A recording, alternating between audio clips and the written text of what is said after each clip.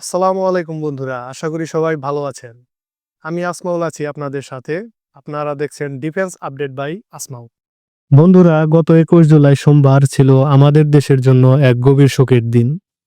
এমন ভয়াবহ মুহূর্ত যেন আর কখনো আমাদের দেশের মানুষকে দেখতে না হয়। মহান আল্লাহর কাছে এই প্রার্থনাই করি। ঘটনাটি ঘটেছে ঢাকার উত্তরা এলাকার দিয়াবাড়িতে অবস্থিত মাইলস্টোন স্কুল অ্যান্ড কলেজে, যেখানে বাংলাদেশ বিমান বাহিনীর একটি প্রশিক্ষণ যুদ্ধবিমান বিধ্বস্ত হয়। অত্যন্ত দুঃখের সাথে বলছি, এখন পর্যন্ত প্রাপ্ত তথ্যানুসারে আমি যখন ভিডিওটি রেকর্ড করছি সেই সময়ের তথ্য বলছি, ২৭ জন প্রাণ হারিয়েছেন, যার মধ্যে ২৫ জনই শিশু শিক্ষার্থী ছিলেন।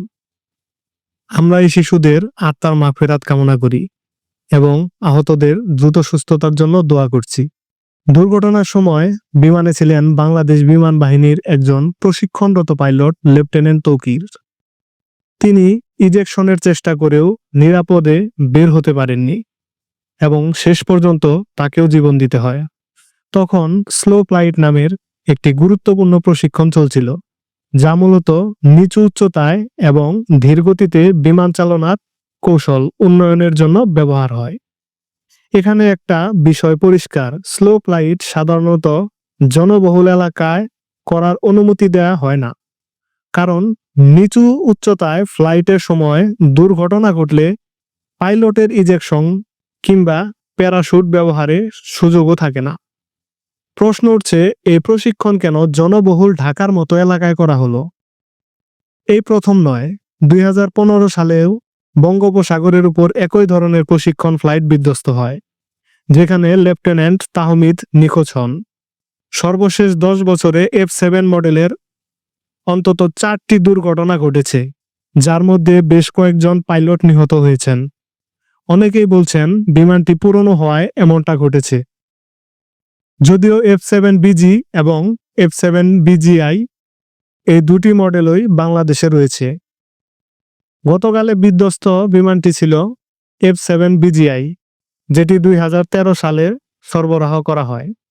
অর্থাৎ মডেল পুরনো হলেও বিমানটি এবং এর ইঞ্জিন তুলনামূলকভাবে নতুন।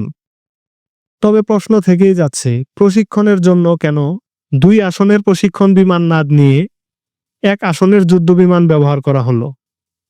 এছাড়াও বিমানটি মাত্র ১২ মিনিট আকাশে ছিল এবং খুব কম দূরত্ব অতিক্রম করে বিধ্বস্ত হয়েছে। প্রশ্ন হচ্ছে, এই ১২ মিনিটে এত শক্তিশালী একটি যুদ্ধ বিমান কেন এত কম দূরে গিয়ে বিধ্বস্ত হলো? এটি কি ঘাঁটির দিকে ফিরে আসার চেষ্টা করছিল? এই ঘটনাটি পাইলটের গাফিলতি নাকি যান্ত্রিক ত্রুটি, এই বিষয়ে স্পষ্ট তথ্য এখন পর্যন্ত পাওয়া যায়নি। অথচ প্রতিটি যুদ্ধবিমানের উড্ডয়নের আগে ইঞ্জিনিয়ার ও টেকনিশিয়ানদের একাধিক পরীক্ষার মাধ্যমে ফিট ফর ফ্লাইট সার্টিফিকেট দিতে হয়। তাহলে এমন দুর্ঘটনা কিভাবে ঘটল? প্রযুক্তি যত এগিয়েছে, উন্নত দেশগুলো এখন যুদ্ধবিমানের প্রায় ৯০% প্রশিক্ষণই সিমুলেটরের মাধ্যমে পরিচালনা করে। অথচ আমাদের দেশে এখনও ঝুঁকিপূর্ণভাবে জনবসতিপূর্ণ এলাকায় ফিজিক্যাল প্রশিক্ষণ চলছে। সবচেয়ে ভয়াবহ ব্যাপার হলো, বাংলাদেশের মূল যুদ্ধবিমান MiG-29 এর ৮টি বিমানের মধ্যে মাত্র ৩টি সচল রয়েছে, বাকিগুলো মেরামতের অযোগ্য অবস্থায় পড়ে আছে। এত পুরনো এবং দুর্বল যুদ্ধবিমান নিয়ে দেশ রক্ষা করা কতটা সম্ভব? সুতরাং দ্রুত সময়ের মধ্যে বাংলাদেশকে নতুন ও আধুনিক যুদ্ধবিমান সংগ্রহ করতে হবে, নইলে নিরাপত্তা ঝুঁকি শুধু বাড়তেই থাকবে। বন্ধুরা, এই ঘটনায় আপনি ব্যক্তিগতভাবে কি মনে করছেন? আপনার মতামত জানাতে ভুলবেন না। বন্ধুরা, ভিডিওটি ভালো লাগে একটি লাইক দিন, ফেসবুকে শেয়ার করুন আর চ্যানেলটি সাবস্ক্রাইব করতে একদমই ভুলবেন না। ভিডিওটি সম্পর্কে আপনার যে কোনো মতামত কমেন্টে লিখতে পারেন। ফেসবুক থেকে দেখে থাকলে পেজটি ফলো দিয়ে রাখুন। পরবর্তী ভিডিওতে দেখা হবে অন্য কোনো একটি গুরুত্বপূর্ণ আন্তর্জাতিক ইস্যু নিয়ে। সে পর্যন্ত সবাই ভালো থাকুন, সুস্থ থাকুন। আল্লাহ হাফেজ।